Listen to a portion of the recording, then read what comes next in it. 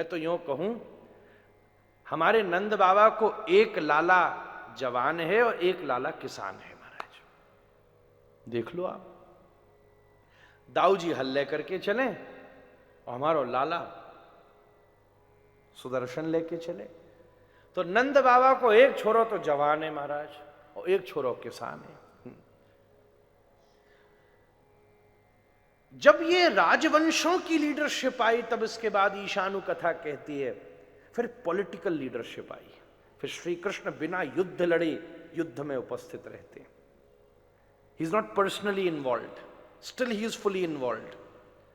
फिर उस समय विदुर नीति, चाणक्य नीतियों के संवाद प्रकट होते हैं और उस पॉलिटिकल लीडरशिप के बाद वर्तमान में फाइनेंशियल लीडरशिप की बात आती है।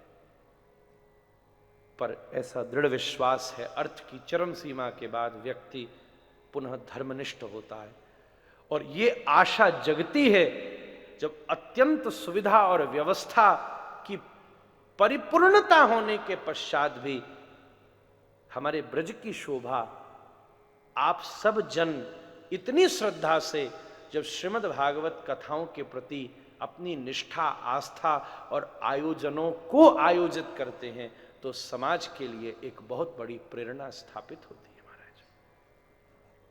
ये उसका बहुत बड़ा स्वरूप है। हम अपने प्रत्येक कृत्य में सारी परंपरा, आधुनिकता और परिवार की प्रसन्नता का विचार करते हैं। ठाकुर जी इतनी सी तो बात कहते, इस सब के साथ थोड़ी सी कृष्ण की प्रसन्नता का, गोपाल की प्रसन्नता का भी विचार कर लिया जाए। पहनावे में हम पत्नी को विचार करें, भोजन में हम अतिथि को विचार करें, डेकोरेशन में हम सारे परिवार और समाज का विचार करें, तो क्यों न सारी व्यवस्था में नेक्स और राधारमण को भी विचार हो जाए।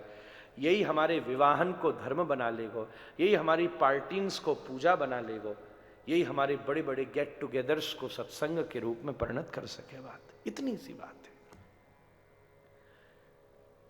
ईशानु कथा देखो, मेरी अपनी जो भंगी है चौबे जी, वो यही है कि हर विषय को एक डायमेंशन के साथ प्रस्तुत किया जाना चाहिए, तभी वो हमारी चेतना के साथ जुड़ सके।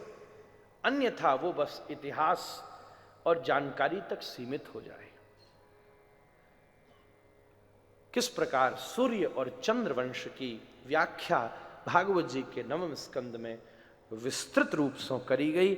हम लंबा एक श्लोक दर श्लोक नहीं, पर जल्दी जल्दी सार रूप में उसको आस्वादन करें।